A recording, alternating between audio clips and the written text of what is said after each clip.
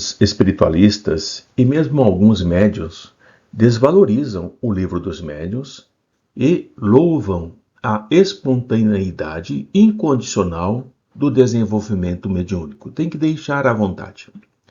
Além disso, eles afirmam que aqueles que seguem a doutrina espírita já estão em uma jornada obsoleta, envelhecida, praticando ensinamentos antiquados, já superados, na atualidade, pelos conceitos modernos do espiritualismo do século XXI.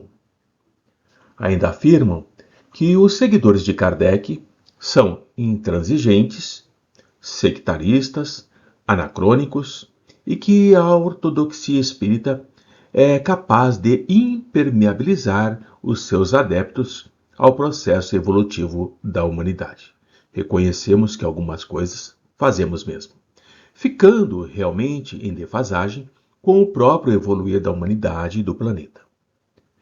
O melhor a fazer é não alimentar e mesmo se afastar de grupos ortodoxos beirando o sectarismo e o divisionismo.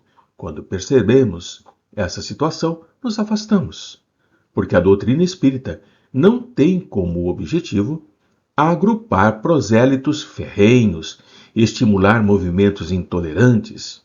Ela é libertadora da consciência e não uma imposição de seita.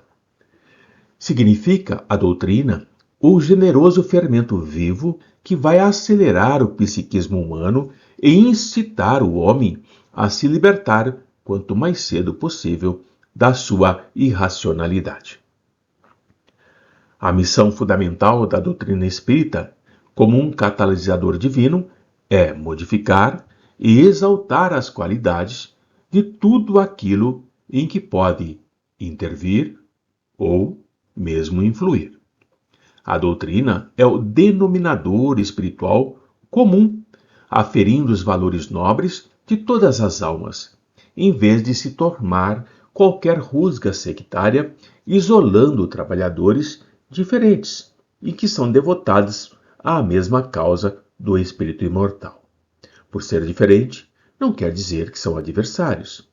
Em face destas considerações, verificamos, então, quão descabida é qualquer ironia ou descaso que alguns espiritualistas mais desavisados ainda emitem opiniões contra Allan Kardec e a sua codificação espírita. Nenhum dos postulados que Kardec colocou fere qualquer outro movimento religioso ou doutrina espiritualista, pois foram todos eles edificados sobre as raízes que, milenarmente, entrelaçam todos os movimentos consagrados à busca da verdade. Conhecereis a verdade, e a verdade vos libertará, já nos disse o Cristo. São princípios tão velhos quanto o próprio espírito do homem, isentos esses princípios de preconceitos de seita ou de casta. Eles orientam o curso humano para os objetivos avançados da vida imortal superior, muito além da vida encarnada que no momento vivenciamos. Portanto, as obras de Allan Kardec foram inspiradas por elevados mentores dos destinos humanos e abalizados psicólogos espirituais, conhecedores indiscutíveis das mais ínfimas necessidades da humanidade terrena. Podemos dizer que são tratados acessíveis ao homem comum, mas suficientes para ajudá-lo na sua emancipação espiritual, levá-lo a pensar, a raciocinar. Em seu trabalho redentor, Kardec foi orientado pelo Espírito da Verdade, sob cujo pseudônimo se ocultou um dos mais sábios instrutores espirituais da Terra. Instrutor esse capacitado para conhecer, autopsiar os mais complexos recônditos da alma humana. Ainda é um portentoso espírito que domina todos os problemas do nosso planeta. Esse Espírito da Verdade, que orientou Kardec, está, assim, mergulhado na obra espírita. Allan Kardec, portanto, um espírito generoso, liberto das peias religiosas e das limitações dogmáticas, não deve ser responsabilizado pelo fanatismo de alguns espíritas irracíveis, intolerantes e sim sectaristas.